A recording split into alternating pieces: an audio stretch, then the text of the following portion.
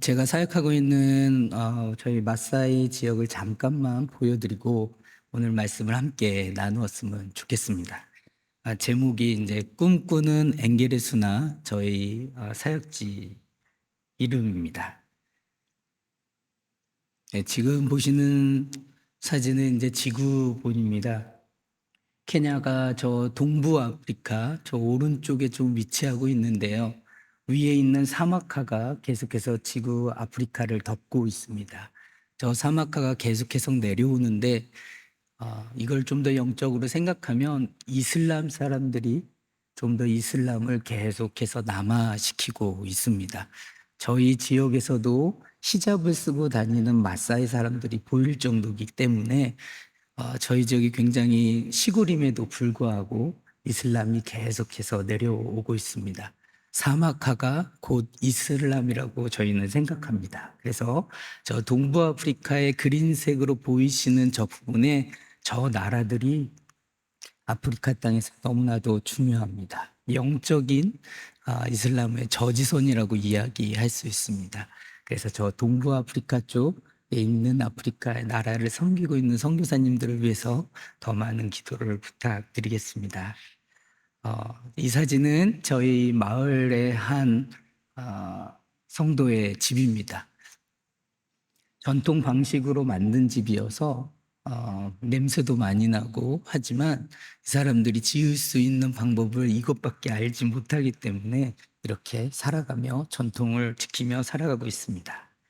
네, 요거는 남자들의 의복과 이런 사람들입니다. 꼭 막대기를 하나씩 갖고 다니죠. 때로는 그것으로 자기를 지키는 도구로 사용하고 때로는 양이나 염소나 소를 몰 때 쓰는 막대기 역할을 하게 됩니다. 네, 여자들도 마찬가지로 전통 의상들을 입고 다니고 있습니다. 목에 주렁주렁 걸고 있고 귀를 째주고 그곳에 또 귀걸이를 열심히 여러 많이들을 달고 있습니다. 제가 가는 길입니다. 길이 좀 험하고 이게 물이 오면은 이제 이거를 비가 오면은 물이 다 휩쓸고 가고 해서 이렇게 어떻게든 건너갈 수 있게끔 만드는 장면입니다. 보시면 이제 이 장면은 제가 도저히 차가 올라갈 수 없어서 이때는 제가 삽을 들고서 저것을 다 깨가지고 다시 올라갔던 기억들이 있습니다. 제가 파송된 지 2017년에 파송됐는데 한 2018년 정도에 한 사람이 저에게 저희 사역지에서 찾아와서 왜 우리에게는 선교사가 없느냐라고 물었습니다. 너희 사역지가 어딘데 했더니 여기에서 조금만 가면 된다고 그래가지고 따라 나선 게 2시간을 걸어서 네, 이 보시는 장면에 도착했습니다. 우리가 이곳에서 예배를 드리고 있는데 선교사도 없고 목사도 없고 전도사도 없으니 너가 좀 우리를 도와줘라라고 이야기했습니다. 근데 이곳에 딱 앉는 순간 저 나무에 달린 십자가를 바라보면서 하나님이 저한테 이곳이 너가 섬겨야 될 곳이 아닌가 계속 말씀해 주시는 것 같습니다. 여기 엥게르수나라는 지역은 좀 시내에서 가까우면은 뭔가 조금 개발이나 좀 변화가 있을 것 같은데요. 시내로부터 45km라는 비포장 도로로 떨어져 있는 지역이다 보니까 이 사람들이 대부분 자신들의 전통을 더 지키려고 하고 있습니다. 이때 그 사람으로 인해서 제가 이 지역을 가게 되었고 이 지역에서 그 인연으로 인해 아직도 이곳에서 사역하고 있습니다. 이거는 제가 타고 다니는 사역차입니다. 이 차가 굉장히 유용합니다. 뒤에 마마들이나 아이들이 타고 다니는 이동수단으로 쓸 때도 있고요. 제가 사역지에서 나올 때는 사람들이 택시처럼 저를 불러서 나 좀 태우고 가달라고 하고 혹여나 들어올 때는 뭐가 필요하니 뭐 좀 사주고 뭐 좀 사주고 뭐 좀 사주라 이렇게 얘기해서 이 차가 너무나도 유용합니다. 때로는 무언가를 짓거나 교회를 짓거나 다른 거를 할 때 이 차에다가 건축 자재들을 싣고서 가기도 합니다. 왜냐하면 저희 지역이 들어갈 때 강바닥을 크고 작은 걸 한 4개 정도를 건너야 되는데 그 강바닥이 다 모래바닥입니다. 그러다 보니까 차가 좋지 않으면은 모래에 빠져서 헤어나오지를 못하는 경우가 많이 있습니다. 이 차 때문에도 저는 참 많은 것을 겪었는데요. 제가 욕심으로 건축 자재를 좀 많이 싣고 가던 중에 뒷바퀴가 빠져버리는 거였습니다. 제가 잘 알지 못하는 지역이었고 아는 사람들이 별로 없던 지역에 없던 시기였기 때문에 바퀴가 빠져버린 그 순간 차 안에서 계속 있을 수밖에 없었습니다. 밤이 오고 한 12시가 되니까 하이에나들이 울고 옆에서 동물들이 울고 하는 순간들이 있었습니다. 그때 제가 하나님 앞에 더 무릎 꿇고 기도하게 되었죠. 근데 그 순간 너무 놀라운 일이 일어났습니다. 누군가가 창문을 똑똑똑 이렇게 두드리는 겁니다. 그래서 너무 놀라가지고 쳐다봤는데 저희 교회 교인이었습니다. 그 교인이 이 소식을 내가 들어서 20km를 걸어서 여기까지 왔다. 내가 너하고 함께 있어 줄게. 왜냐하면 45km를 떨어져 있는 지역이다 보니 고칠 수 있는 사람을 부르려면 시간이 너무나 많이 걸렸습니다. 그래서 그것을 그 전문가가 오기까지 제가 기다려야 되는 시간이 있어야 됐는데 그게 하루 꼴딱 해서야 아침에서야 그 고친 사람이 왔기 때문입니다. 너무 은혜롭고 너무 감사하고 딱 2명밖에 못하기 때문에 그 친구가 옆에 앉고 제가 운전석에 앉고 졸면서 기다렸는데 문제는 그 안에 냄새가 너무 퍼져가지고요. 제가 잠을 잘 수가 없었습니다. 물이 별로 없다 보니 이 친구들이 한 달에 한 번이나 씻을까 말까 하거든요. 그러니 그 냄새 때문에 참으로도 힘들었습니다. 사자가 이 마사이 사람들을 무서워해요. 왜 무서워하냐? 냄새 때문에. 상종할 인간이 아니라고. 네, 사자들도 도망가는 겁니다. 저희 엔게레수나에 지은 교회입니다. 네, 너무 아름답게 지었고 그곳에 이곳의 반을 잘라서 아이들에게 유치원으로 지금 섬기고 있습니다. 네, 정면에서 바라본 것이고요. 저희 안에 있는 성도들이 예배드릴 때 한 장면을 찍어 보았습니다. 엔게레수나 라이트 처치라는 이름을 지었습니다. 이거는 그 안에 유치원입니다.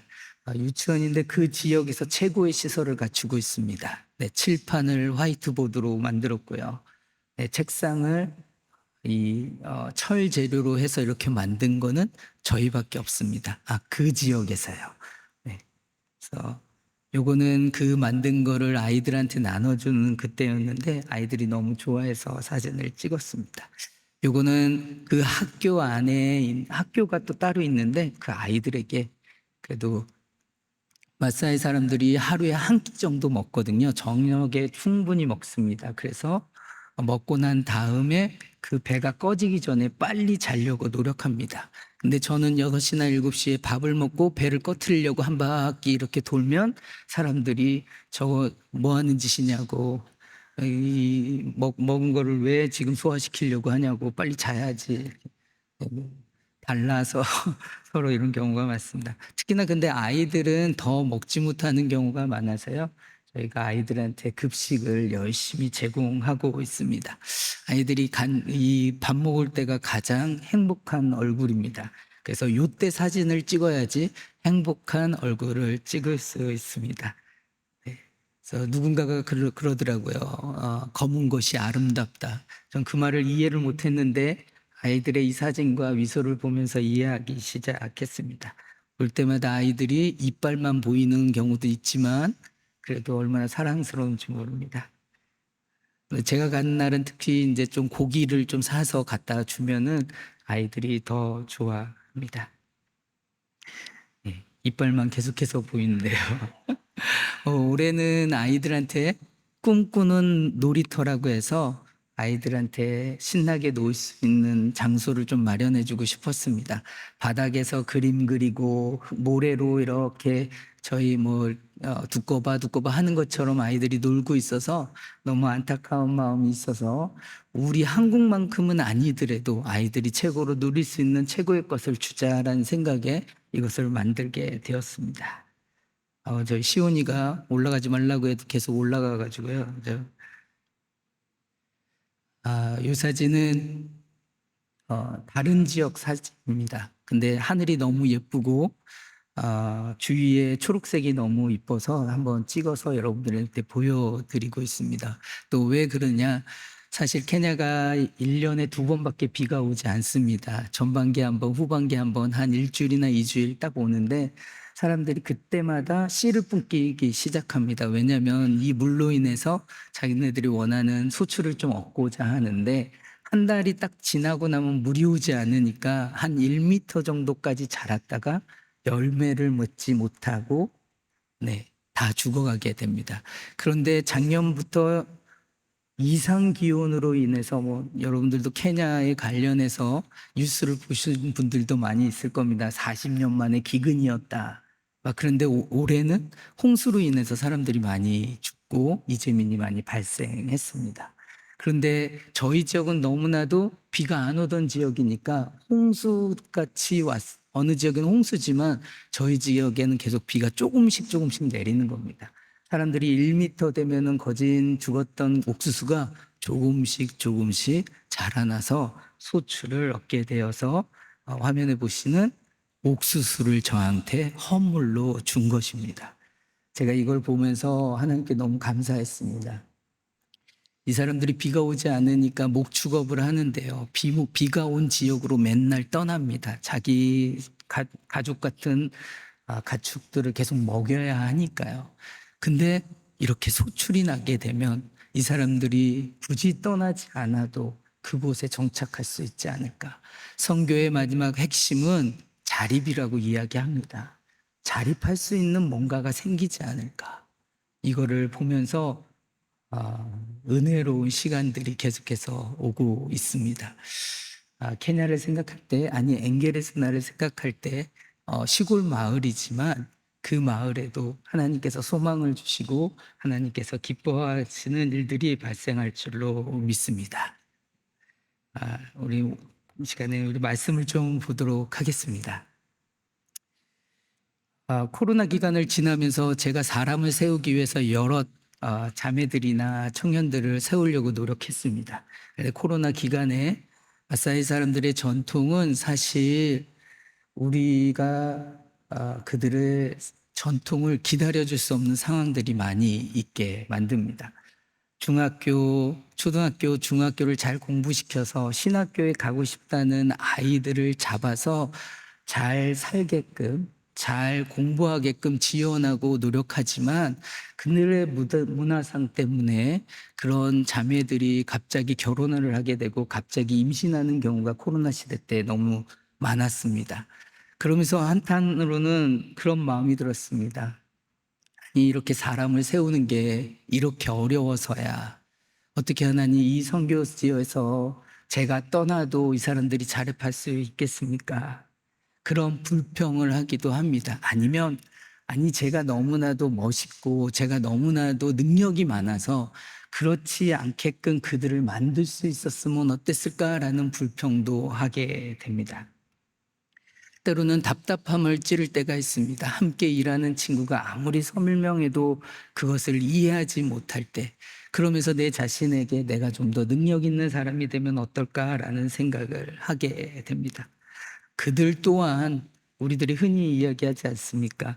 마음에 드는 직장 상사가 없고 마음에 드는 부하 직원이 없다라는 것처럼 그 함께 일하는 사람도 제가 마음에 들지 않을 수 있을 것입니다. 그러나 내가 좀 더 능력 있는 사람이라면 아마도 그 친구들이 저를 보는 시선이 달라질 수 있을 것입니다. 오늘 이런 마음을 가지고 오늘 본문을 통해서 하나님이 쓰시는 사람은 어떤 사람인가 함께 나누고자 합니다. 그리고 하나님의 마음을 살펴보려고 합니다. 첫 번째, 하나님이 쓰시는 사람은 내가 부족하다고 인정하는 사람입니다. 우리가 오늘 읽지는 않았지만 오늘 사도행전 1장 1절부터 8절까지의 말씀은 고넬료라는 사람에 대해서 설명하고 있습니다. 그는 로마 장교였고 이방인이었지만 백부장이었습니다. 신앙은 무엇이라고 설명하냐면 하나님을 경외하는 사람이다라고 이야기합니다. 10장 22절에 그를 설명하는 또 다른 단어는 의인이다라는 이야기를 하게 됩니다. 그리고 사람들에게 대단히 존경받는 사람이라고 이야기합니다. 비록 이방인이긴 하지만 이름과 직업과 인격이 너무 훌륭합니다. 아니, 세상의 기준으로 볼 때는 모든 것을 갖춘 완벽한 사람이다라고 말하고 있는 것 같습니다. 그래서 3절에 성경도 이런 사람은 우리 편이 돼야 돼라고 생각하면서 천사를 보내는 것 같습니다.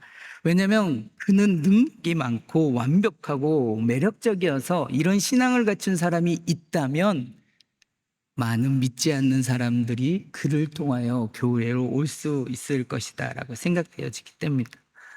우리가 볼 때 고넬료는 어떤 부족함이 없이 완벽한 사람인 것 같습니다. 우리뿐만 아니라 성경도 혹시나 그렇게 얘기하고 있는 것 같습니다. 하지만 여러분, 고넬료가 인격이 좋고 신앙도 차고 넘치는 사람인 것처럼 보이지만 그런 세상적으로는 구원을 받을 수 있는 자격이 있는 것이 아니라는 것입니다.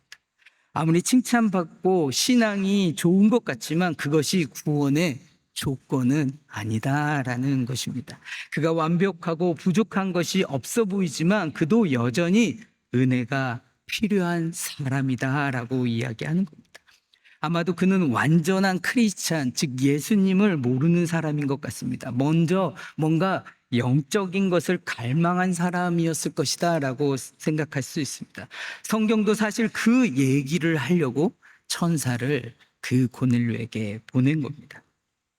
천사를 그에게 보낸 이유는 그 완벽함을 통해 우리 편이 되게끔 하려는 것이 아니라 하나님께서는 고넬료야, 너가 가지고 있는 것이 굉장히 대단하고 귀한 것임에도 불구하고 그걸로는 구원을 받을 수 없단다 라고 이야기해 주시려고 하는 것입니다. 그러기 위해서 빨리 천사를 보내시는 겁니다. 그래서 진정한 그리스도의 길로 들어서게 하려고 하는 것이죠. 겉으로는 아주 완벽한 사람인 것 같은데 고넬료도 부족한 사람이었다라는 것입니다. 여러분, 우리는 어떻습니까? 정말 부족한 사람인데 혹여나 내 생각으로는 나는 넘치는 사람이야 라고 생각하고 있지는 않습니까? 나는 완벽한 사람이야 라고 이야기하고 있지 않습니까? 요즘 세상에서 나의 부족을 드러내고 인정하는 것은 패배를 말하는 것이다 라고 이야기하더라고요. 회사에서 나는 지금 잘 부족합니다. 나는 그 일을 하기에 참 맞지 않습니다. 이렇게 말하면 겸손하다 말하지 않고 무엇이라고 얘기하면 너는 능력이 없구나 라고 이야기한다고 합니다. 이런 식으로 말하면 그냥 패배자가 되어버린다고 합니다. 패배자로 낙인 찍히게 되는 것이죠. 그래서 자기의 부족을 드러내거나 그것을 부족을 드러냈을 때 그것을 직면하려 하지 않습니다. 오히려 내가 잘났다, 내가 능력이 많다라는 것을 피하려야 되는 그런 세상에 우리가 살고 있습니다. 그렇기 때문에 하나님 앞으로 나오는 것을 겸손하게 나오지 못합니다. 어디에서나 내가 맞다는 것을 주장하면서 방어적으로 살아가게 되는 거죠. 그래서 거기에는 늘 다툼이 있게 마련입니다. 사실 내가 좀 부족한 사람이라고 생각해야 되는데 자기는 참 괜찮고 나는 넘치는 사람이라고 생각하게 되는 경우들이 있다는 거죠. 이렇게 생각하면은 가정에서도 문제가 되는 겁니다. 아내와 남편이 문제가 생기는 거고 부부와 또한 어머니와 아들과 또한 아빠와 자식들 간에 서로 겸손하지 못하고 내가 부족한 사람이라고 생각해야 되는데 왜 내가 이만하면 됐지? 이만하면 완벽하지? 이만하면 난 부족한 것이 없어 라고 생각하기 시작하면 다툼이 계속 생긴다라는 겁니다. 저도 설교도 잘하고 잘생기고 사람들이 볼만해서 너무 멋지십니다 라고 생각했다면 내가 케냐에서 이렇게 썩 사람이 아니야 라고 생각했다면 커다란 문제가 생기는 겁니다. 저희 아내가 간사 생활을 몇 년 동안 해서 목사님들이 하는 이야기를 잘 듣고 조언 아닌 조언을 해줍니다. 근데 결혼을 했는데 저한테도 계속 그래가지고 제가 그런 말을 했습니다. 간사질 하지 마. 아니야. 그냥 믿음으로 이 일을 해나가야 돼. 근데 최근에는 그 도끼가 빠졌더라고요. 그랬더니 총명함도 빠졌더라고요. 그러면서 아, 내가 부족한 사람이야 라고 더 많이 느끼게 된다고 합니다. 우리는 하나님과 관계에 있어서도 완벽한 사람이 아닙니다. 아무리 생각해봐도 우린 부족한 사람이라는 것이죠. 고넬료에게 여전히 은혜가 필요했듯이 우리가 아무리 귀한 것을 가지고 있어도 저와 여러분은 여전히 은혜가 필요한 사람입니다. 그것을 인정하면서 살아가시길 주님의 이름으로 축원합니다. 자기 부인이 먼저 돼야지 하나님이 쓰실 수 있는 그릇이 되는 것입니다. 두 번째 제가 집중해서 보고 싶은 것은 이 부족한 사람 고넬료를 변화시키기 위해서 하나님께서 쓰신 도구가 무엇일까라는 것입니다. 부족한 고넬료를 어떤 회심의 자리로 나오게 하기 위해서 하나님은 어떤 도구를 쓰실까요? 3절에 보시면은 그 도구가 천사인 것처럼 보여지지만 아닙니다. 천사가 와서 복음을 전해주지 않습니다. 너 모든 것이 완벽한 것 같지만 너에게 필요한 건 예수님이야, 이런 얘기를 하는 것이 아니라 누구를 만나라고 이야기합니다. 그것은 베드로를 만나라라는 것이었습니다. 천사는 분명 그의 부족함을 알고 있었을 것입니다. 사실 하나님께서 직접 일하시면 우리를 사용하지 않으셔도 되지 않겠습니까? 직접 강력한 메시지로 강력하게 고넬료에게, 천사에게 강력한 메시지를 통해서 그를 돌아오게 하면 되는데 왜 하나님은 베드로를 만나라라고 이야기했을까요? 고넬료에게 복음을 전한 것은 천사가 아니라 베드로였다는 사실에 우리가 좀 주목해 보아야 하는 겁니다. 여러분, 하나님이 사람을 변화시키는 데 있어서 하나님의 방법은 바로 사람이라는 것입니다. 사람의 변화에는 사람이 도구가 되어야 된다는 거죠. 베드로를 통해서 되어야 된다는 것입니다. 이것이 하나님의 방법이요, 하나님이 우리를 쓰시고자 하는 이유이기도 합니다. 한번 생각해 보십시오. 하나님이 충분히 천사들을 동원해서 고넬료가 회심의 자리로 나오게 할 수 있었습니다. 강력한 메시지로 그를 변화의 자리에 나아갈 수 있게 할 수 있었습니다. 그러나 지금 하나님이 사람을 변화시킨 데 사용하는 도구는 바로 베드로라는 것에 다시 한번 집중해 보아야 합니다.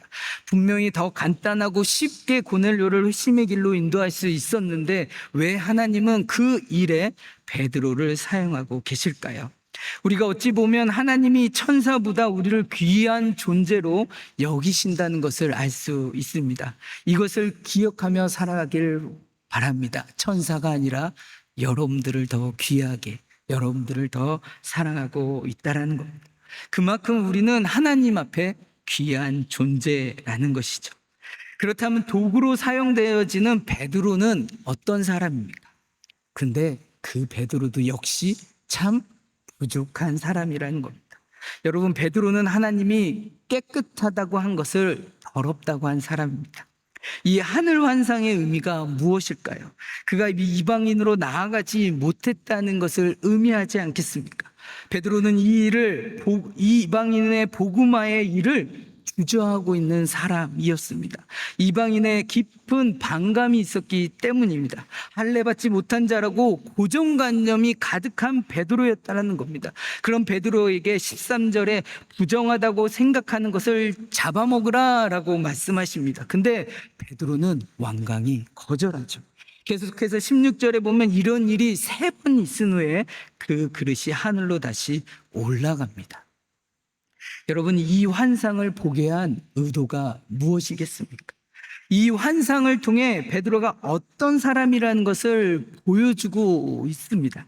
하나님은 이방인의 복음화의 마음을 쓰고 있는데 베드로는 그 마음을 이해하지 못하고 있다는 겁니다.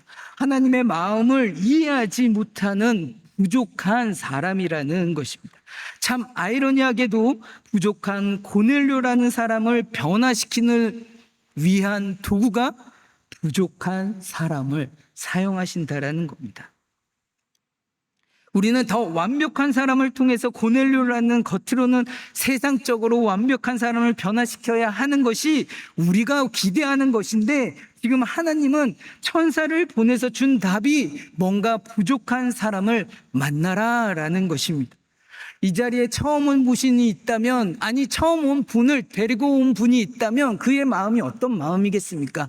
신앙도 좋고 우리 가운데, 교회 가운데서 굉장히 완벽해 보이는 그런 분을 소개시켜서 그가 교회에 더 잘 나올 수 있게, 회심의 자리로 잘 나올 수 있게 하는 것이 우리들의 똑같은 마음이지 않겠습니까?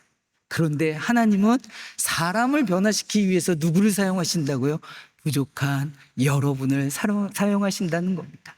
부족한 오늘 새로 오신 분을 모시고 온 분을 통해서 변화의 도구로 사용하신다는 겁니다. 여기서 우리가 하나님이 쓰시는 사람의 두 번째 조건을 알 수 있습니다. 하나님은 영적인 준비된 자를 사용하신다는 겁니다. 베드로가 아직 이방인에 대한 하나님의 마음을 확신하지 못하였지만 그는 준비된 사람이었습니다. 하나님 안에 있지만 아직 두 팔을 벌려서 완벽히 하나님의 뜻을, 하나님을 이해하지는 못하지만 언제든 하나님이 원하시면 나아갈 자세가 있었습니다. 그 이유를 어디서 볼 수 있을까요? 그 이유는 사도행전 9장 43절 10장 6절 말씀을 통해서 베드로가 욥바에 있었다는 사실입니다. 어디에 거하죠? 무두장이 시몬의 집에 거하게 됩니다. 가죽을 다루어서 가방이나 신발을 만드는 직업입니다. 가죽을 만들기 위해서 시체를 가까이 해야 합니다. 보통 고약한 냄새가 나기 때문에, 정말로 고약한 냄새가 나기 때문에 유대인에게는 그를 부정한 사람이다라고 이야기합니다. 그래서 성 안에서는 살 수 없어서 성 밖에서 살 수밖에 없습니다. 그런 사람 중 하나인 무두장이 집에 거하게 된 것이죠. 이 대목이 이방인에게는 나아가지 못하지만, 그러나 세상이 그어놓은 속되다 속되지 않다의 개념은 넘어서고 있는 것입니다. 하늘을 향해 가슴을 열긴 했는데 완전히 두 팔을 벌려서 환영하고 있지는 못하다라는 것입니다. 또 하나 베드로가 준비된 자라는 걸 볼 수 있습니다. 10장 9절에 무엇이냐면 제6시 기도 시간을 가지고 있다라는 겁니다. 습관을 따라서, 유대인의 습관을 따라서 하나님 앞에 계속 나아가고 있다라는 겁니다.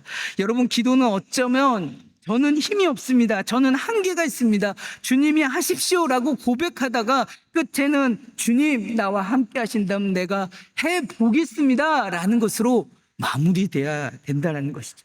그게 우리들의 기도가 돼야 되지 않겠습니까? 때로는 우리가 습관적으로 나오는 기도의 모임들이 굉장히 중요할 때가 있습니다. 베드로도 맨날 시간을 정해놨겠지만 베드로도 맨날 성령에 충만한 사람이 아니었을 것입니다.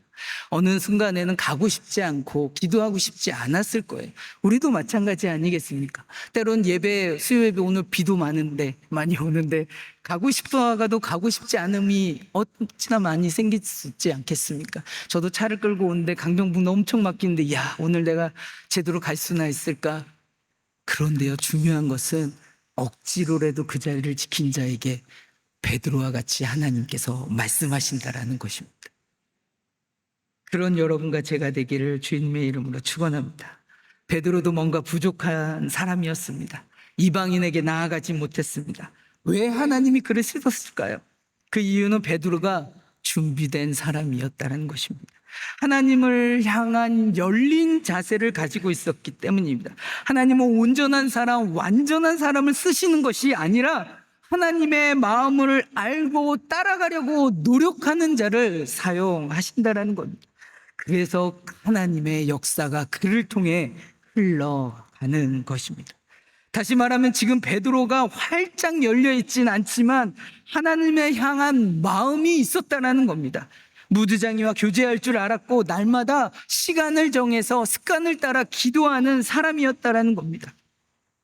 동일하게 하나님이 여러분을 쓰시는 이유는 기도의 자리, 예배의 자리에 나오고 하나님을 알려고 하는 여러분들의 열린 마음이 있기 때문이라는 것입니다. 때로는 우리에게 억지로 예배의 자리에 참여하게 하는 그 누군가가 미울 때도 있습니다. 그러나 그 순간 하나님께서 여러분을 사용하시는 메시지를 목사님들을 통해서 던지시게 되는 겁니다. 베드로를 한번 보십시오. 3장에서 이랬던 베드로가 3장에서는 저녁 9시 2시에 성전 미문에서 걷지 못하는 안진뱅이를 고치게 됩니다. 10장 오늘 본문에선 베드로가 6시 기도 시간을 통해서 놀라운 하나님의 뜻을 보게 되는 것입니다. 이게 굉장히 우리들에게 의미 있는 것 아니겠습니까? 우리에게 격려하는 것 아니겠습니까? 여기서 한 가지 더 중요한 사실이 있습니다. 세상적으로 완벽해 보이는 사람을 변화시키려는데 베드로라는 부족한 도구를 썼는데요, 그것이 고넬료만을 위한 목적이 아니라 도구로 사용된 베드로도 놓치지 않는다라는 겁니다. 나만 도구로 쓰여져서 버려지는 게 아니라 하나님은 도구로 쓰인 우리도 기억하고 있다라는 겁니다. 흔히들 사도행전 10장은 고넬료의 회심장이라고 말합니다. 근데 더 중요한 건 우리들이 봤을 때 고넬료의 회심장이 아니라 베드로가 하나님을 만난 장이다 라고 이야기할 수 있을 것입니다. 다시 말하면 부족한 누군가를 변화시키기 위해 부족한 우리가 사용되어지고 있다는 것입니다. 그 도구로 사용되신 우리도 하나님은 기억하고 있다는 것입니다. 내가 저 사람을 변화시키는데 사용되어지죠. 그러나 더 중요한 것은 그 일에 사용되어진 나도 하나님이 놓치지 않고 계시다라는 겁니다. 하나님은 고넬료의 회심을 베드로를 통해서 사용하십니다. 그와 동시에 하나님의 관심은 베드로에게도 있었다라는 것입니다. 케냐에 가끔 선교팀이 오면은 이런 얘기를 합니다. 나는 이 사람들에게 사랑을 전해주러 왔는데, 나는 하나님에게 사랑을 전해주는 통로로 이 자리에 왔는데, 그들의 마지막 고백은 내가 더 하나님 옆에 사랑을 받고 가는 존재라는 걸 깨닫고 갑니다 라고 이야기. 여러분들이 가서 베풀러 갔지만 그 선교지에서 받는 여러분들의 마음이, 여러분들이 더 은혜의 도가니 속에 있게 된다라는 겁니다. 케냐 사람들을 위해서 여러분들을 보내지만 정작 하나님의 관심은 여러분들에게 더 있을 수 있다라는 겁니다. 오늘의 베드로는 이미 그리스도인입니다. 베드로를 우리가 그렇게 말할 수 있지 않겠습니까? 근데 그 베드로의 모습이 누구의 모습과 같아요? 우리들의 모습과 같다라고 이야기할 수 있습니다. 그러나 그의 상태는 마음이 완전히 열려있지 않은 상태입니다. 무두장의 집에 있었지만 이방인에게 나아가지 못하는 상태였습니다. 우리도 완전히 하나님 앞에 나아가지 못할 때가 너무나 많지 않습니까? 쓰러지고 예배도 잘 안 나가고 성경도 잘 읽지 않고 기도도 잘 안 하는 경우도 있지 않습니까? 하나님의 향한 마음은 있는데 그것이 활짝 열려있지 않는 우리들 아니겠습니까? 그런데 하나님이 오늘 다시 말합니다. 이런 베드로를 사용해. 내가 너희를 사용하겠다는 것. 그럼 우리에게도 더 많은 희망과 자신감과 이득이 있는 것 아니겠습니까? 우리를 통해서 하나님이 저 땅에 심지어 내 옆에 있는 복음을 전하고 하나님 앞에 그 사람을 이곳에 이끌고 오는 도구로 사용되진다는 것 아닙니까? 이 고넬료와 베드로를 통해서 하나님의 관심은 우리에게 있는 것이 확실한 것 아니겠습니까? 결과를 보면요, 오늘 말씀 속에 베드로가 34절과 35절을 통해서 어떻게 변화됐는지 우리가 알 수 있습니다. 우리 본문 말씀 10장 34절 35절. 베드로가 입을 열어 말하되 내가 참으로 하나님은 사람의 외모를 보지 아니하시고 각 나라 중 하나님을 경외하며 의를 행하는 사람은 다 받으시는 줄 깨달았도다. 베드로가 뭐라고 해요? 맨 마지막에 깨달았도다. 이제서야 베드로가 두 팔을 활짝 열고서 하나님의 마음을 알게 된 것입니다. 하나님의 마음을 깨달은 거예요. 하나님을 향해서 내 마음은 열려 있다고 생각하는데 내 마음에 두 팔을 올려서 하나님을 전심으로 알지 못했지만 고넬료를 통해서 내가 그런 하나님인 줄 내가 깨달았다라고 이야기합니다. 이방인에 대한 마음이 어떤 마음인지를 깨닫는 것이에요. 그리고 지금 베드로가 완전히 가슴에 문을 활짝 열고 손을 들어서 하나님 앞에 나아가는 겁니다. 그가 가지고 있었던 고정관념과 편견을 다 무너뜨리는 순간 이것을 우리는 변화라고 이야기하고 우리는 성숙이라고 이야기할 수 있지 않겠습니까? 이 베드로가 변화됩니다. 고넬료를 만나고 깨달았습니다. 그리고 마음의 문을 활짝 엽니다. 그가 깨달았다는 것은 사도행전 15장에 정말로 나와 있는데요. 15장에 예루살렘 공회가 열립니다. 이때 이슈가 뭐냐면 이방인이 예수님 앞으로 나올 때 은혜로만 나올 것인지 아니면 유대인처럼 할례도 하고 음식 규례도 지키고 그런 것에 인해서인지 경론이 벌어집니다. 그때 제일 먼저 앞서서 이게 이야기한 것이 베드로입니다. 은혜면 충분합니다. 은혜면 족합니다. 고넬료를 통해서 깨달은 것을 이 사도행전 15장에 그곳에서 고백하고 있는 것 아닙니까? 그래서 이방인이 은혜로만 교회로 들어올 수 있는 것이 통과하게 됩니다. 여러분, 우리가 믿지 않는 사람들을 위해 하나님이 우리만 쓰시는 게 아닙니다. 저 믿지 않는 사람을 통해서 우리도 변화받고 우리도 닫힌 마음이 열리고 하나님께 향한 자세는 있었지만 하나님 앞에 두 팔을 뻗어서 환영하지 못했던 우리의 마음을 새신자에게 믿지 못한 사람에게 초점을 맞춘 것이 아니라 우리 도구로 사용되는 우리에게도 초점이 맞춰졌다는 사실 잊지 않으시길 주님의 이름으로 축원합니다. 오늘도 내가 도구로 쓰여지는 것에 감사하며 고백하는 여러분과 제가 되기를 주님의 이름으로 축원합니다. 오늘의 말씀을 한번 정리했으면 좋겠습니다. 고넬료는 세상의 기준으로 볼 때는 부족함이 없는 사람입니다. 아니, 부족한 것이 아니라 차고 넘치는 사람이었습니다. 그러나 하나님의 기준에는 부족한 사람이었죠. 그에게도 여전히 은혜가 필요한 사람, 터닝 포인트가 필요합니다. 그 일에 하나님은 누구를 사용하십니까? 베드로를 사용하십니다. 하나님을 향한 마음이 있는 베드로를 사용하고 계시죠. 그리고 고넬료의 변화를 완성하십니다. 그러나 더 중요한 것은 그 일에 사용된 베드로 또한 하나님은 놓치지 않고 계시다라는 겁니다.